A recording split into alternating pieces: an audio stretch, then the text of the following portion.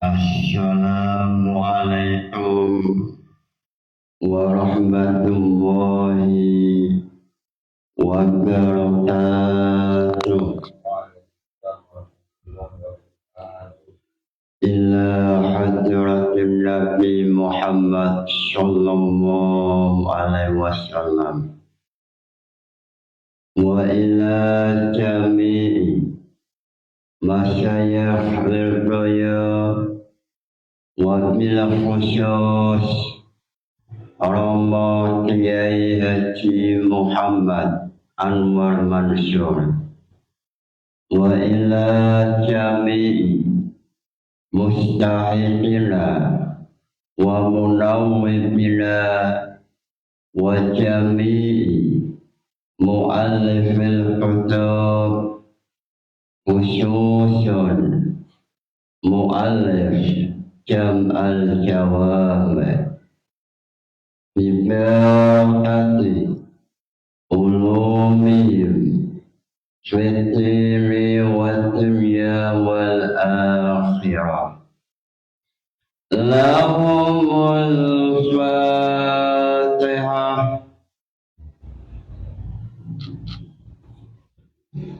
Pada esok hari ini menjelaskan mengenai sejarah Rasulullah, mengenai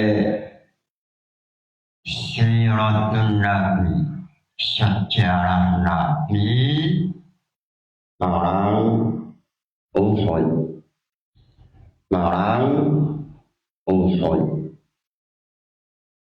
supaya mendapat barokah, supaya rahmat Allah,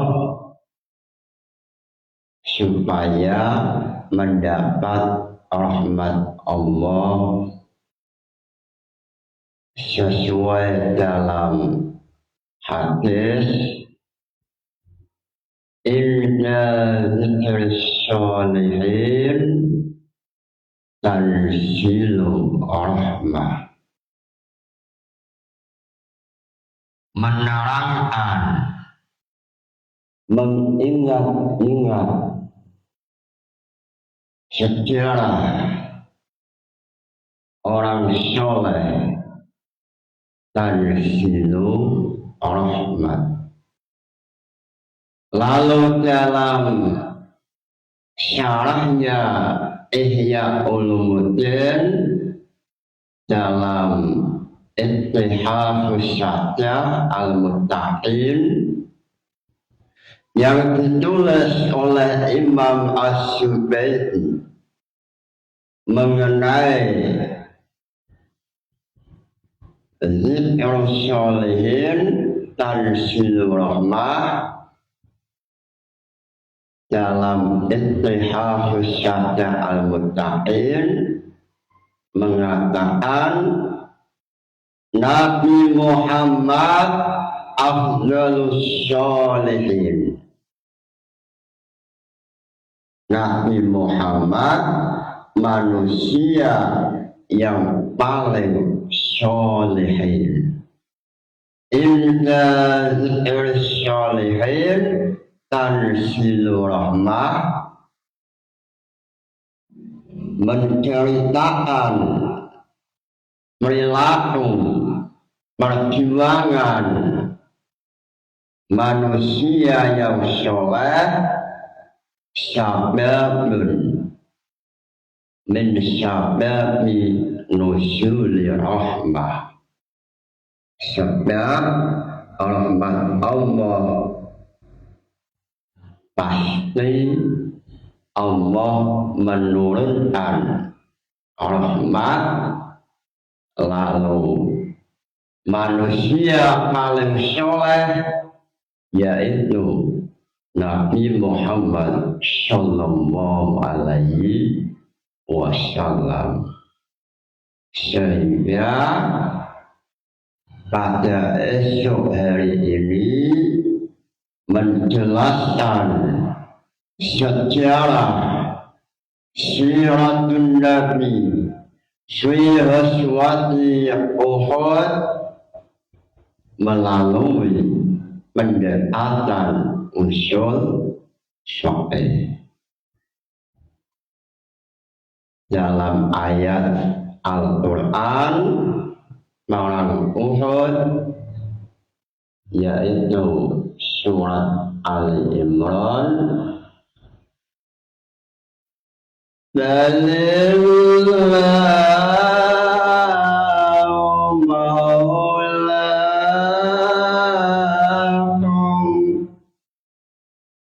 wallahu khairun nasirin. Ini ayat 149. Lalu ayat ini ayat 150. Lalu ayat 149 atau ayat sebelumnya, yaitu ya ayyuhallazina amanu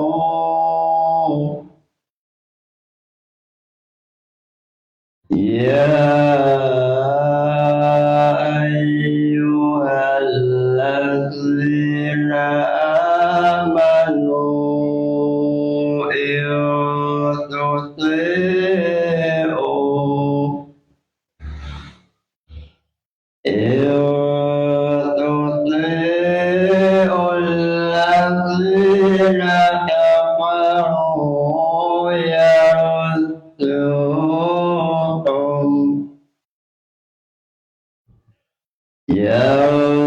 يردوكم على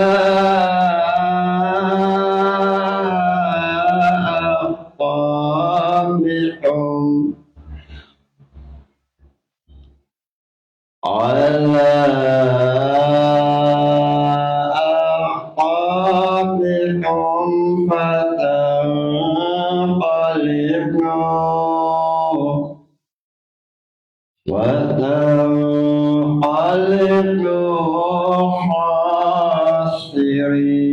khasirin. Ini ayat menjelaskan mengenai perang Uhud. Sebelum memulai pembahasan alangkah istimewanya, alangkah barokahnya memulai dengan nazam jam'ul jawami. Lillahi hamdu la yasalu samada yu'adhinu bistiyati man abada. Loncat mengenai al-qiyas wa hamlu ma'lumin ala ilmin sawa'u bi'illati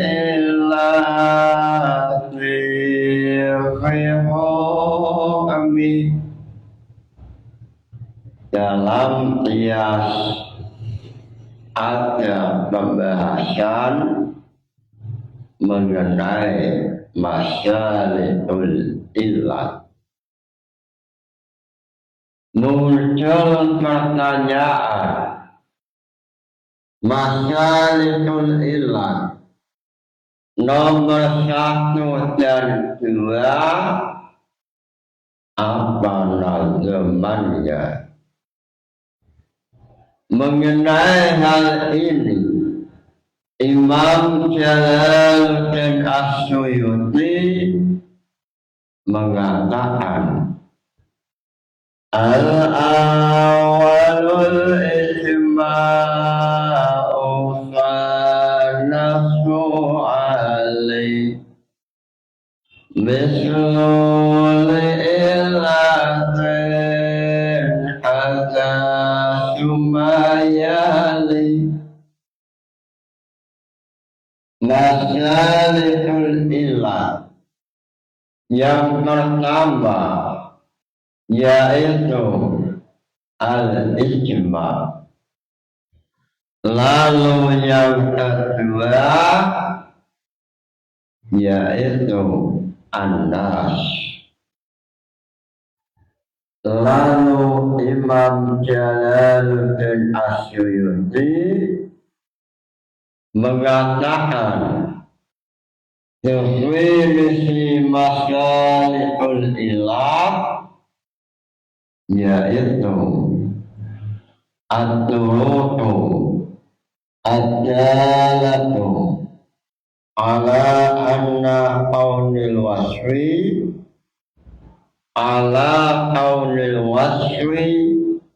illatan. Masalikul ilah yaitu metode untuk melacak sebuah sifat untuk menjadi ilah. At-turutu ad-dalatu ala qaunil wasfi illatan. Lalu dalam pembahasan ini mengenai pembahasan orang Uhud membahas usul fikih dari sudut bahwa munculnya api peperangan, munculnya pertempuran antara Islam dan non-Muslim, sebabnya adalah kejahatan kelompok non-Muslim. Lalu muncul pertanyaan, munculnya api peperangan sebab kejahatan kelompok non-Muslim, mana ayat yang menerangkan demikian, lalu usul fikihnya seperti apa? Ayat yang menerangkan adalah uzina lilladzina yuqataluna bi annahum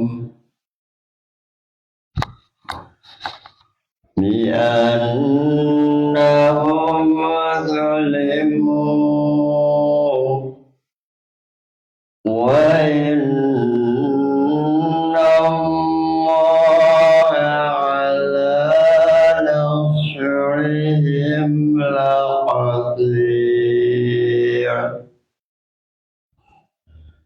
dalam kitab Adwaul Bayan mengatakan dalam ayat uzina lilladzina yuqataluna bi annahum zulimu, lafaz bi annahum zulimu huruf ba harfun ba syababiyatun wa hiya harfu min hurufi masyalikil ilah. huruf ya faedahnya banyak sekali dalam Jam'ul Jawami pembahasan al-huruf. Huruf ya itu memiliki banyak sekali faedah. Ada yang li-ilsyaq, ada yang li-ta'diyah, dan lain-lain. Lalu dalam kitab Adwaul Bayan, lafaz bi annahum zulimu, huruf ya faedahnya sababiyah. Lalu huruf ya yang memiliki faedah sababiyah termasuk tergolong masuk dalam masalikul ilat, yaitu masalikul ilat yang kedua, yaitu an-nas al-zahir. Sehingga makna dalam ayat uzina lillazina yuqataluna biannahum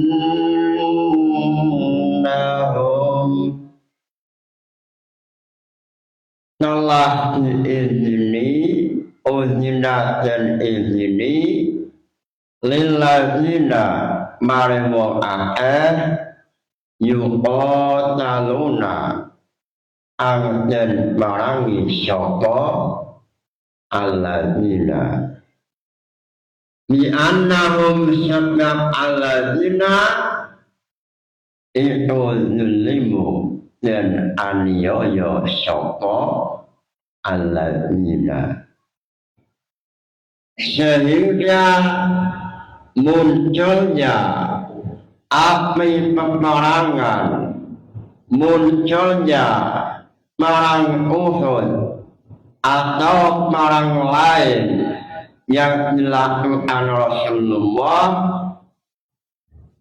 munculnya perang yang memulai terlebih dahulu adalah kelompok non-muslim.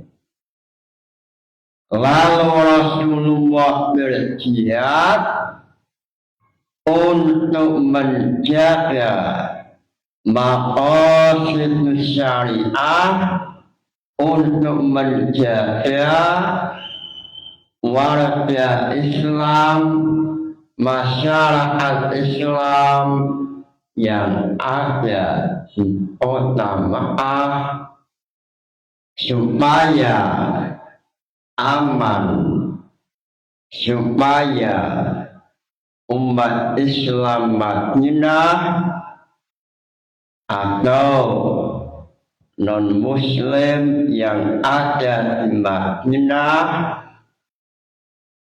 bisa melaksanakan ibadah seperti doa Nabi Ibrahim, Rabbi ja'al hadza baladan aminah warzuq ahlahu minas samarati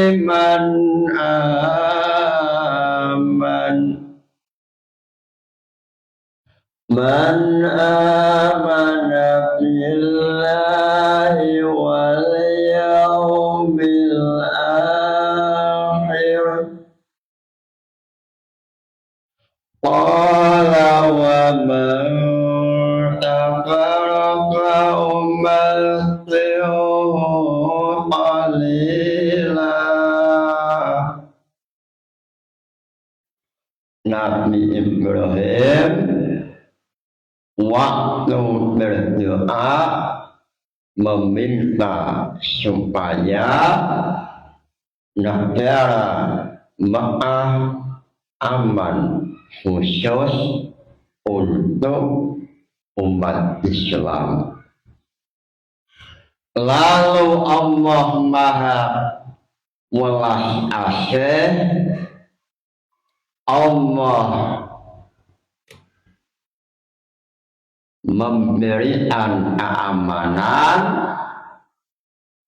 tidak hanya pada umat Islam, tetapi seluruh penduduk Mekah, baik yang Islam ataupun yang non-Islam atau non-Islam. Sesuai dalam ayat qala wa man kafara fa'umatti'uhu qalila, sehingga menjaga negara dalam sahih hukumnya adalah fardu kifayah. Fardu kifayah dalam jamul jawabah muhimun yuqsadu usuluhu min ghairi nadharin ila fa'ilihi. Menjaga negara dari pasukan musuh hukumnya adalah fardu kifayah. Lalu Imam Ibnu Katsir dalam surat Al-Baqarah mengatakan menjaga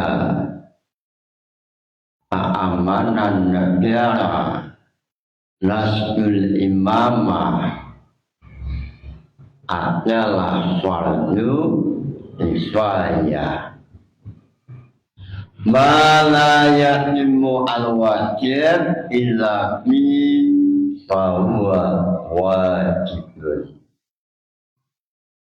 Imam Ibnu Katsir dalam ayat wa in qala rabbuka lil malaikati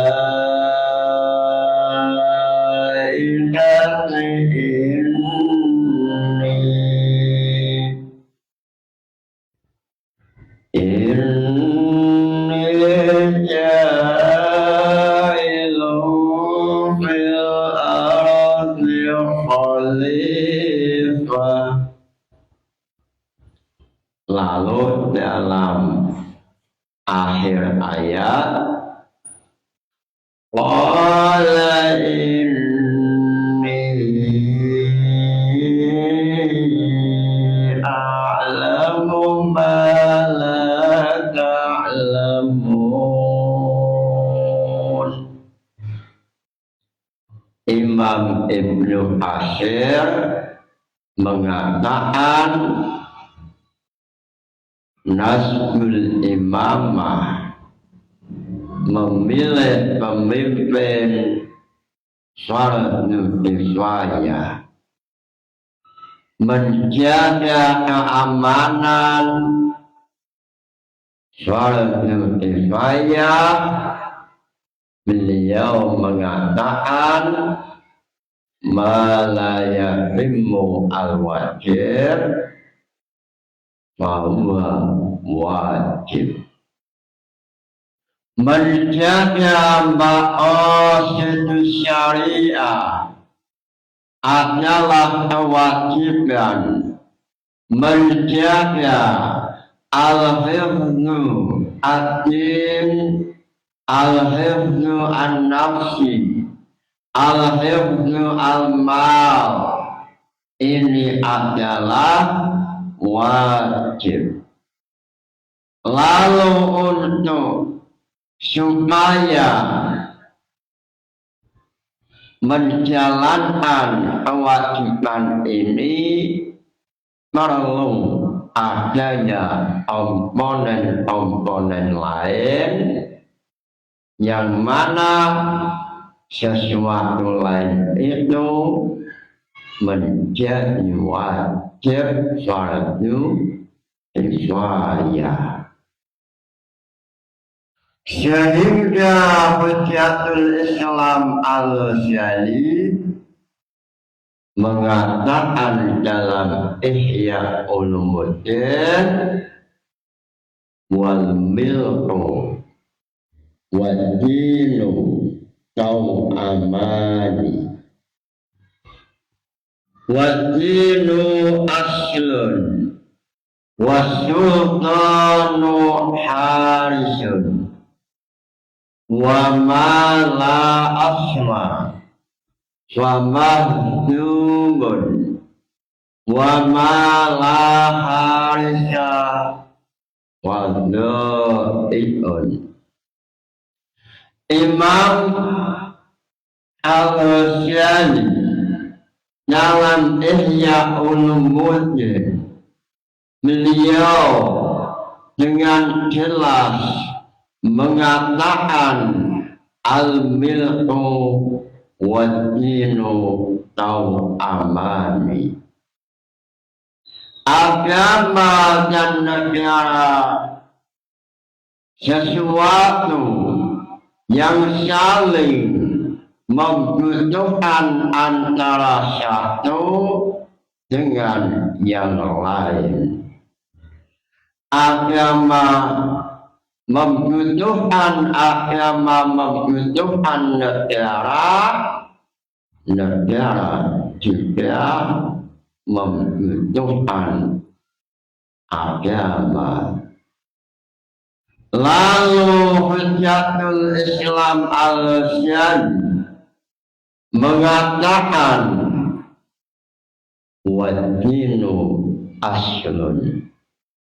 Agama adalah pokok, agama adalah fondasi. Sebuah bangunan rumah seandainya fondasinya hilang atau roboh, maka bangunan rumah akan hancur. Lalu sesuatu yang tidak dijaga maka akan hilang. Jangankan masalah agama, sepeda motor oleh parter dijaga supaya tidak hilang. Sepeda motor dijaga sehingga seandainya ada manusia jahat yang ingin mencuri sepeda motor, maka dilawan, ditangkap. Sama dengan agama,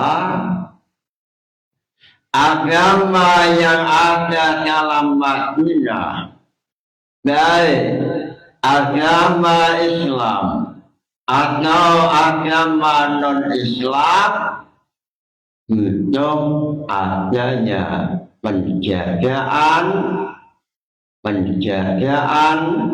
atau keamanan adalah pemimpin, polisi, dan yang lainnya. Sehingga agama membutuhkan wajah, membutuhkan pihak-pihak keamanan untuk menjaga, sehingga pada waktu perang Uhud pasukan non-Muslim dari Mekah datang dengan jumlah yang banyak sekali, yaitu 3.000. Kelompok non-Muslim atau orang kafir Quraisy yang dipimpin oleh Abu Sufyan datang untuk menghancurkan Madinah. Abu Sufyan dengan pasukannya ingin balas dendam sebab pada perang Badar, yaitu 2 Hijriah, banyak kelompok mereka yang meninggal.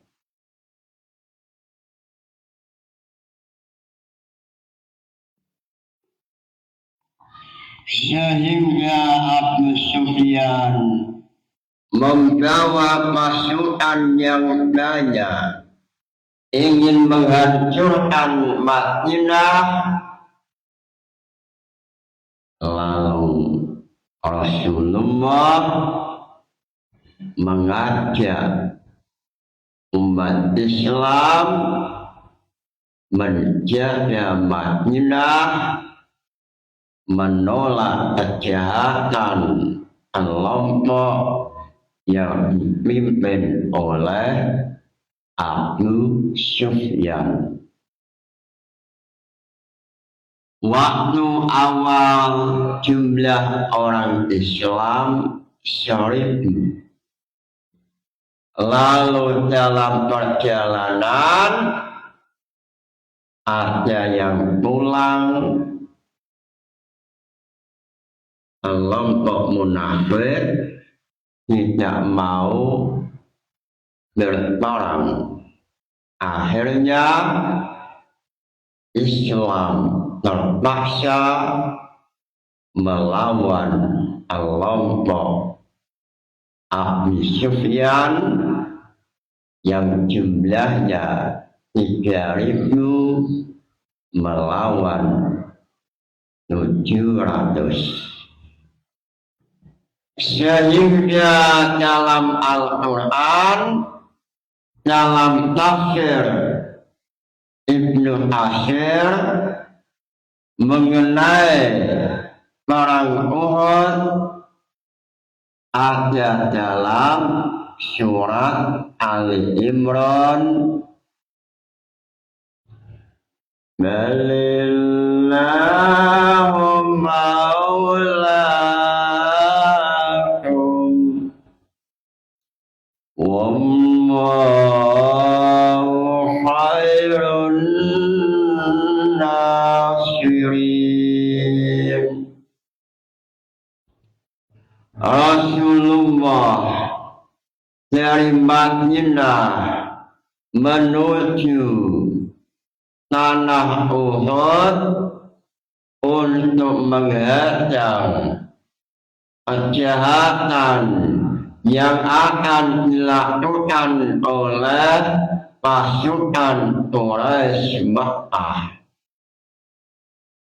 Lalu setelah pasukan Islam dan non-Islam bertemu, terjadilah peperangan, terjadilah pertempuran antara pasukan yang dipimpin oleh Abu Sufyan dan pasukan Islam yang dipimpin oleh Nabi Muhammad Sallallahu Alaihi Wasallam.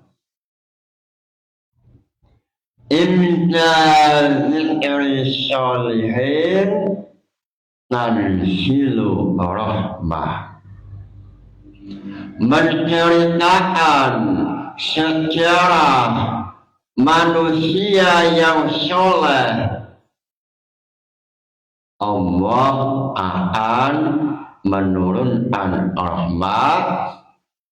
Lalu dalam kitab Ittihafus Syadah Al-Muttaqin, syarahnya Ihya Ulumuddin, mengatakan Nabi Muhammad adalah afdalus sholihin.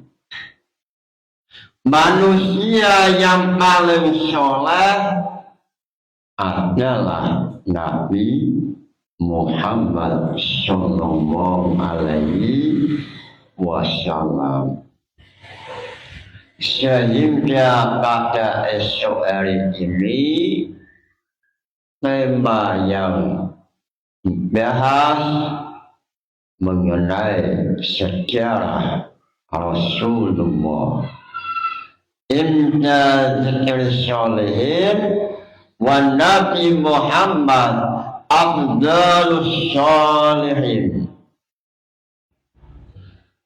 Lalu setelah umat Islam berhadapan dengan kelompok non-muslim yang berada dalam wilayah Uhud, Gunung Uhud,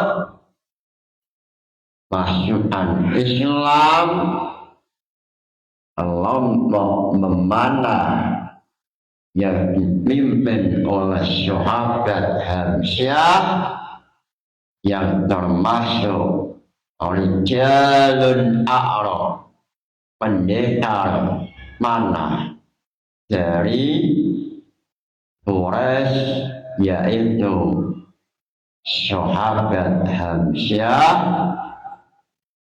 Lalu kelompok lain dipimpin oleh Sa'ad bin Waqqas, yaitu panglima yang tercatat dalam sejarah yang mampu menaklukkan, mengalahkan Persia dalam sejarah pasukan yang mampu melewati sungai tanpa menggunakan kapal laut, yaitu Sa'ad bin Abi Waqqas. Dalam sejarah mulai dari Ibnu Asir atau Imam Zahabi, semua mencatat salah satu aroma yang dimiliki oleh Sa'ad bin Waqqas pada waktu khilafah Umar bin Khattab. Pada waktu Sa'ad bin Waqqas memimpin pasukan Islam untuk mengalahkan Madain, untuk mengalahkan istana Persia, Islam tidak memiliki kapal laut. Sehingga waktu itu pasukan Islam tidak mampu sampai istana Persia, sebab ada sungai Dajlah, ada sungai yang luas yang airnya sangat dalam. Lalu pimpinan Islam Sa'ad bin Abi Waqqas tidak memiliki kapal laut. Lalu dengan tawakal kepada Allah, meminta kepada Allah supaya peristiwa yang dialami oleh Nabi Musa, yaitu mampu berjalan di atas laut, supaya peristiwa itu dialami yang kedua kali oleh pasukan Islam untuk mengalahkan Persia. Lalu dengan tawakal kepada Allah, meminta kepada Allah, la ilaha illallah, pasukan Islam mampu berjalan di atas air, mampu melewati bengawan, mampu melewati sungai yang besar, yaitu sungai yang memisahkan antara istana Persia. Pasukan Islam dengan keyakinan yang kuat berjalan di atas air, seperti Nabi Musa berjalan di atas laut, membelah laut. Ini termasuk aromah sahabat, sehingga pasukan Persia yang semula tidak menyangka pasukan Islam mampu menuju istana Persia, lalu saat melihat pasukan Islam yang berjalan di atas lautan, ribuan pasukan Islam bahkan jutaan mampu berjalan di atas laut, pasukan Persia melihat kejadian yang aneh itu, kelompok Persia mengatakan ini pasukan malaikat, ini bukan manusia biasa, ini mesti pasukan malaikat. Sehingga Persia yang terkenal dalam sejarah, yang terkenal dalam sisi militernya, yang terkenal dalam alat perang, terkenal dengan pasukannya, melihat pasukan Sa'ad bin Abi Waqqas lari semua.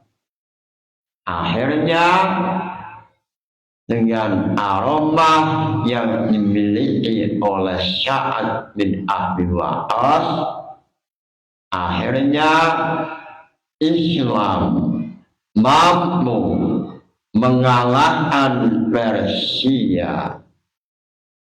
Lalu kembali dalam perang Uhud.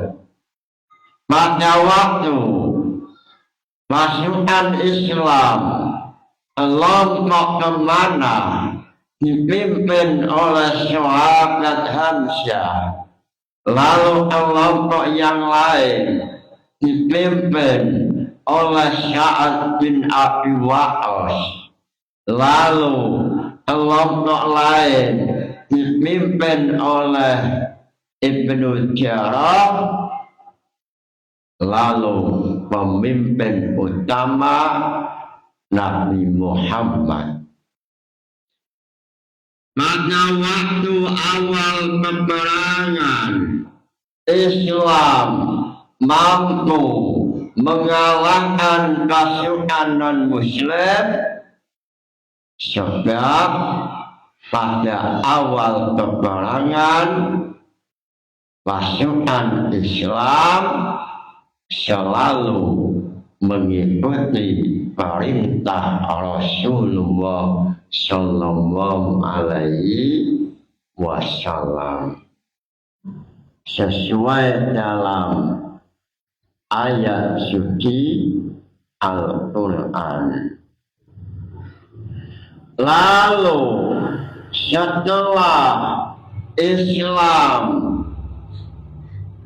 mendapat kemenangan, lalu pasukan panah yang posisinya ada di atas gunung Uhud, pasukan ini tergoda melihat harta kelompok musuh ditinggal, tergoda dengan duniawi.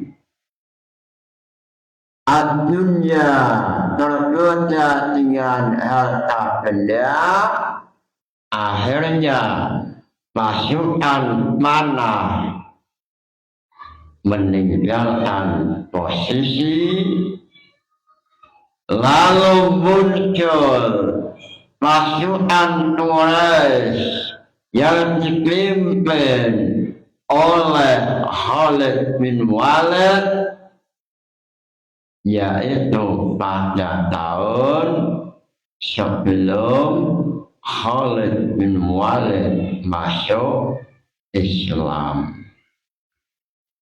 Khalid bin Walid melihat posisi pasukan pemanah telah ditinggalkan, Khalid bin Walid langsung menuju posisi panah yang semula dihuni oleh kelompok Islam.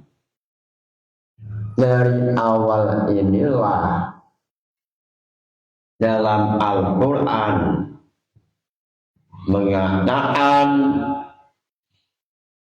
وَلَقَدْ صَدَقَكُمُ اللَّهُ وَعْدَهُ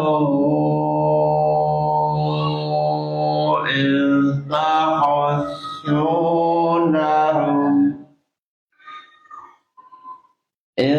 تَحُسُّونَهُم بِإِذْنِهِ حتى إذا فشلتم وتنازعتم. Dalam ayat ini Allah melukiskan perjalanan yang dialami oleh umat Islam dalam perang Uhud, yaitu pada awal peperangan medan tempur dikuasai oleh pasukan Allah, lalu pada saat hatta idza fasiltum wa tanaza'tum fil amri wa asyaitum min ba'di ma arakum ma tuhibbuna minhum man yuridu dunya wa minhum man yuridu akhirah. Pada saat kelompok kemana meninggalkan posisinya, lalu mereka menuju ghanimah atau harta benda yang ditinggalkan oleh kelompok musuh. Muncul tiba-tiba Khalid bin Walid tiba-tiba naik, lalu dalam posisi di atas gunung Uhud. Sehingga inilah awal Islam mengalami kekalahan. Dalam perang Uhud ini banyak sekali mukjizat Rasulullah. Salah satunya dalam tafsir Ibnu Katsir, malaikat Israel, malaikat Jibril, malaikat Malik membantu Rasulullah saat Rasulullah dalam keadaan mau dibunuh oleh Ubay bin Khalaf. Ubay bin Khalaf melihat Islam dalam keadaan kesulitan, lalu Ubay bin Khalaf dengan membawa senjata pedang mencari Rasulullah.